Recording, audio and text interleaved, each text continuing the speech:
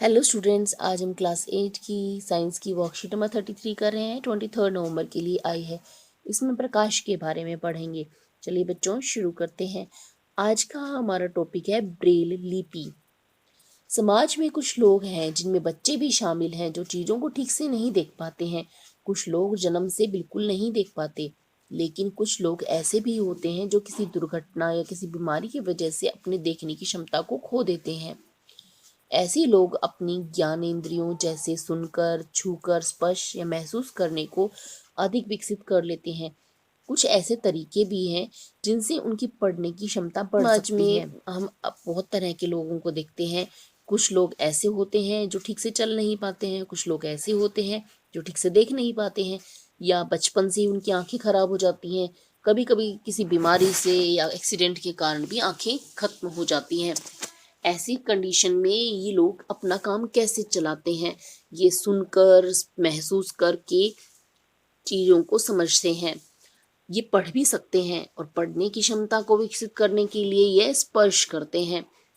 Braille विधि उन संसाधनों में से एक है। ब्रेल लिपि से ये इस प्रकार के व्यक्ति पढ़ सकते हैं। इसकी खोज लुई ब्रेल ने की थी। वह स्वयं भी नेत्रहीन व्यक्ति थे।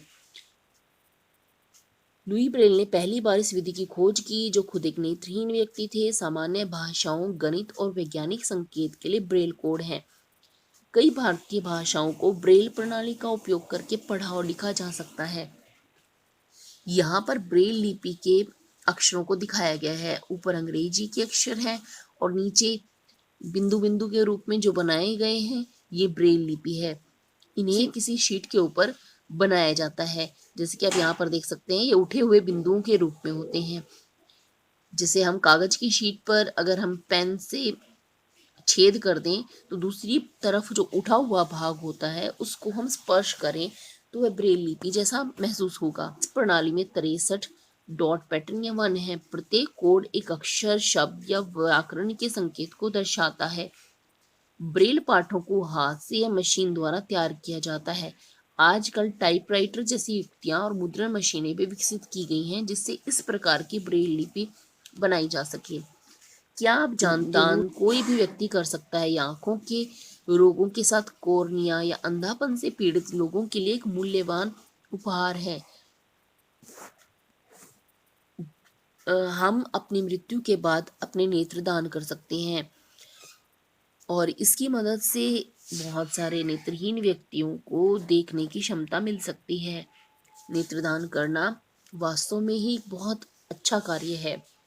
नेत्रदान करने वाला व्यक्ति कौन हो सकता है? किसी भी लिंग, महिला या पुरुष, यानी कि मेल या फीमेल दोनों ही नेत्रदान कर सकते हैं। ये किसी भी आयु का हो सकता है, बच्चा भी हो सकता है, बड़ा भी और कोई बूढ़ा भी। किसी भी सामाजिक स्तर का हो सकता है। किसी भी सामाजिक स्तर का व्यक्ति नेत्रदान कर सकता है। चाहे वह चश्मा पहनने वाला हो, वह भी नेत्रदान कर सकता है। लेकिन एड्स, हेपेटाइटिस बी, सी, हाइड्रोक्लोरोसिस, ल्यूकेमिया, टेटनस, हैजा, मस्तिष्क अनुसंधान से पीड़ित व्यक्ति नेत्रदान नहीं कर सकते हैं। एक व्यक्ति जो आंखें दान करना चाहता है उसे एक पंजीकृत नेत्र बैंक के साथ एक प्रतिज्ञा लेनी होती है और अपने जीवन काल के दौरान अपनी आंखों को विरासत के रूप में रखना होता है।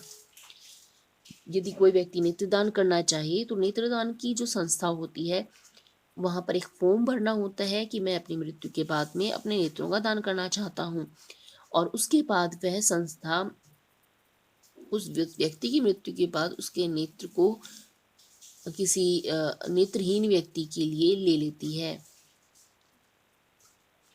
निम्नलिखित प्रश्न का उत्तर दीजिए। ब्रेल प्रणाली क्या है? प्रणाली किसने विकसित की थी? ब्रेल लिपि नेत्रहीन व्यक्तियों के लिए बनाई गई है। इसका उपयोग करके नेत्रहीन व्यक्तियों द्वारा पढ़ा और लिखा जा सकता है। इसमें आप नेत्रहीन शब्द लिख लेंगे। इसकी खोज सबसे पहले लुई ब्रेल ने की थी।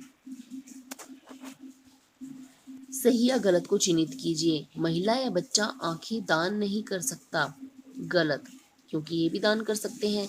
चश्मा पहनने वाला व्यक्ति की मृत्यु के 4 से 6 घंटे के भीतर आंखें दान कर सकते हैं। सही। नेत्रदाता किसी भी सामाजिक स्तर का हो सकता है। सही।